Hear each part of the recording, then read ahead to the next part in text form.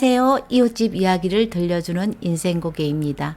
세상에서 내 뜻대로 되지 않는 것이 수없이 많지만 그중에서 제일 뜻대로 안 되는 것이 자식일 겁니다.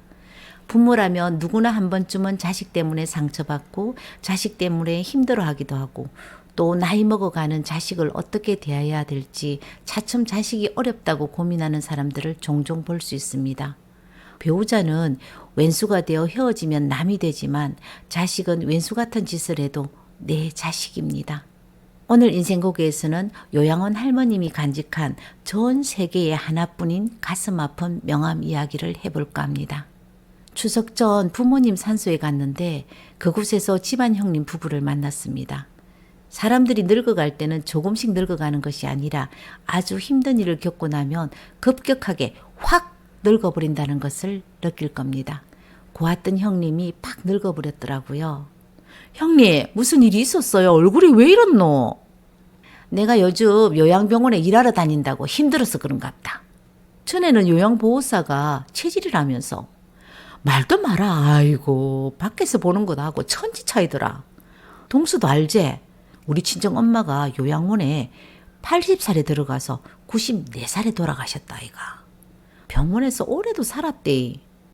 우리 엄마가 병원에 잘 적응하고 건강하게 잘 지냈는 것은 이제 생각해 보니까 자식들이 자주 찾아가서 그런 것 같더라.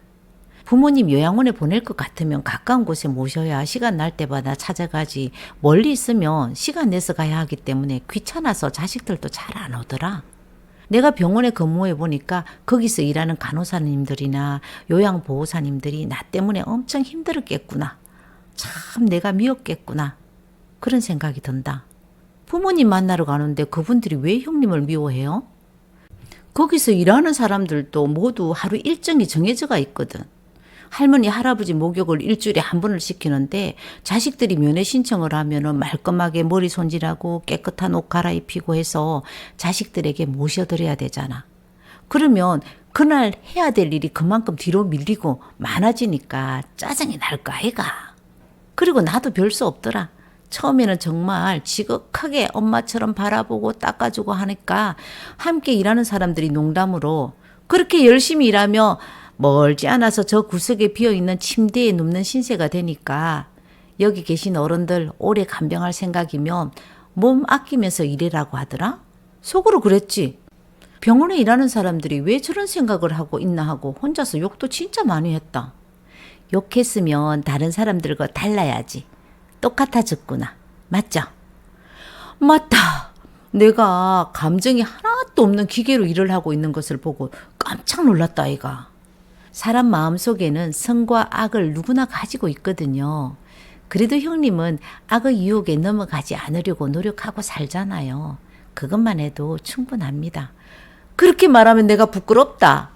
나도 악마 유혹에 넘어간 적이 있거든. 할머니 중에 한 사람은 계속 욕을 하시는 분이 있고 한 사람은 하루 종일 우는 할머니가 있는데 우는 할머니는 저쪽 할머니가 욕을 해서 억울하고 서러워서 운다고 하고 욕하는 할머니는 우는 할머니가 시끄러워서 입 닥치라고 욕한다고 하거든. 그럼 분리하면 되겠네. 다른 병실에 모셔도 똑같이 욕하고 한결같이 울어. 하루는 욕을 어찌나 심하게 하는지 내가 화가 나더라고. 그래서 다른 방에 모셔다 두고 문을 꽝 닫고 나왔다 이가. 욕하고 말 안 듣는 할머니들 가둬버리는 방이 있는 거예요? 아니다, 그런 방 없다. 전혀 움직이지도 의식도 없는 할머니가 계신 방이 있는데 거기에다 침대를 옮겨버렸지 뭐. 할아버지 한 분 목욕시키고 할머니 모시러 가니까 할머니가 빙그레 웃으시며 내 데리러 왔는겨. 선생님이 내 아들보다 낫네. 선생님요, 데리러 와줘서 고맙심데. 뜨듬거리면서 말하는데 내가 무슨 짓을 했나 싶어서 할머니 안고 한참을 울었다 아이가. 할머니 자식들은 병원에 자주 안 오는 모양이죠. 요양원에 부모님 처음 모시고 오는 자식들은 처음에는 엄마, 아버지 우리 다음 주에 꼭 올 테니까 병원에서 시키는 대로 약 잘 먹고 밥 잘 먹고 있어야 합니다 하면서 눈물 콧물 흘리고 생지랄을 떨어도 몇 달 못 간다. 어떤 자식은 병원에서 위급하다는 전화를 받고 달려왔는데 위급 상황이 없어지고 산소 호흡기 하고 안정을 찾아가는 모습에 돌아가시지 않은 아버지에게 실망했는지 아니면 말 못하고 있는 우리 아버지의 그 고통 있잖아. 그 고통에서 벗어나게 해주고 싶은 건지 떠난 후에 보면 산소 호흡기를 살짝 밀어놓는 자식도 있다. 오는 집 자식만 오지 안 오는 자식들은 절대 안 오고 김병에 효자 없다는 말이 하나도 틀린 말이 아니다.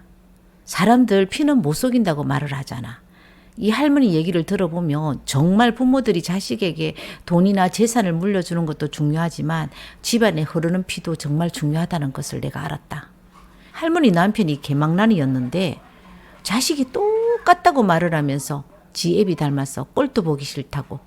하지만은 하나밖에 없는 자식이라 살 수밖에 없다는 말이 진심인지 오지 않는 아들내미를 기다리다가 그 원망인지 알 수가 없어서 난 눈물이 더 나더라.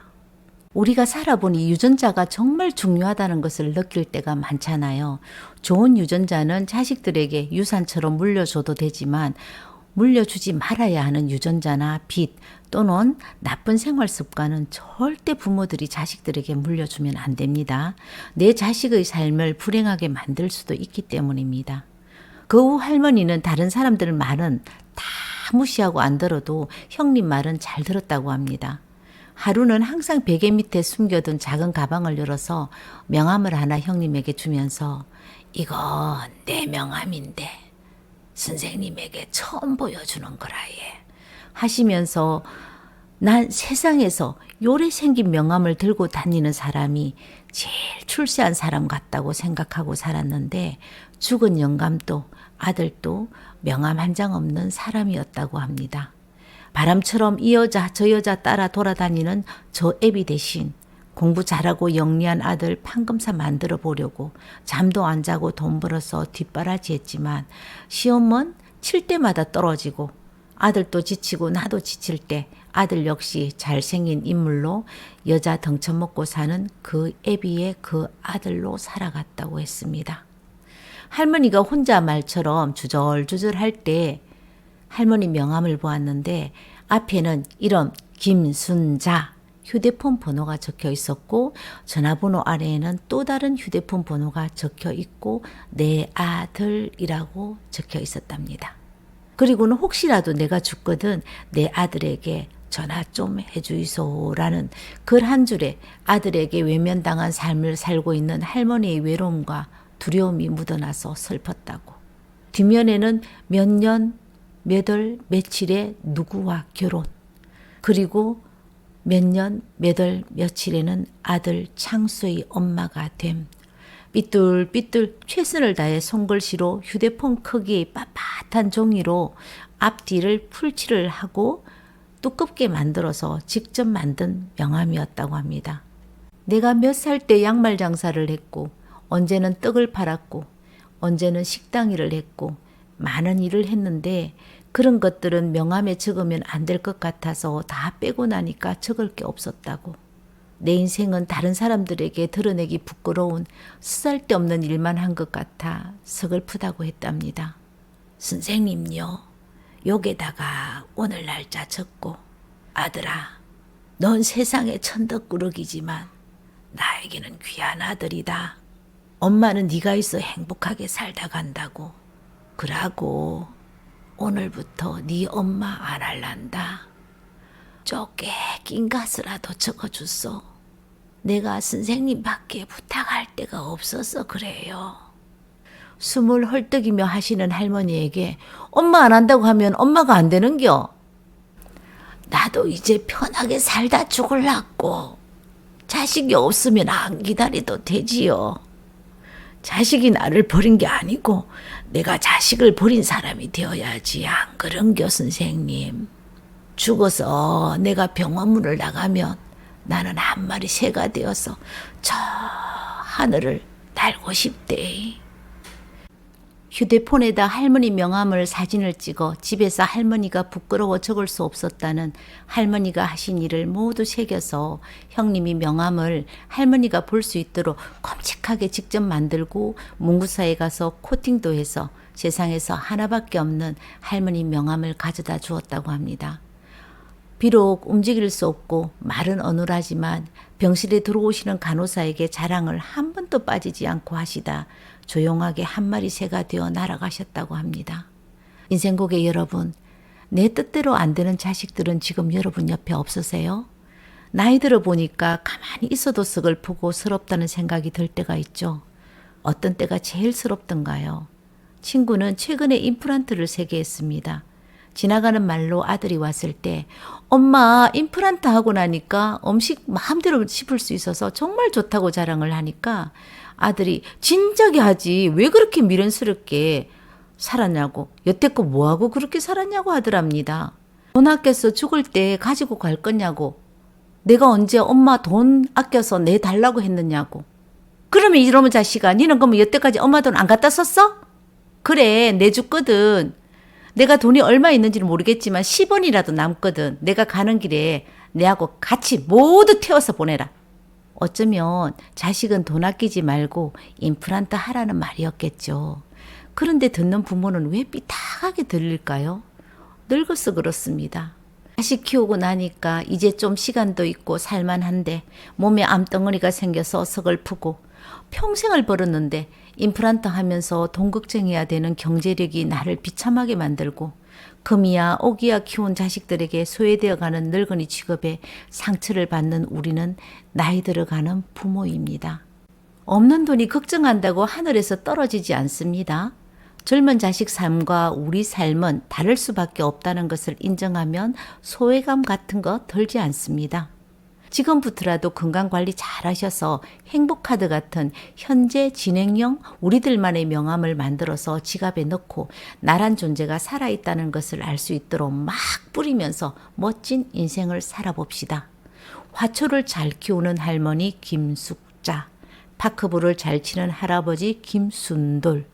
오늘 인생고개 여기에서 마치겠습니다. 오늘 영상 어떠세요? 마음에 드셨다면 구독, 좋아요, 알림 설정 부탁드립니다. 감사합니다.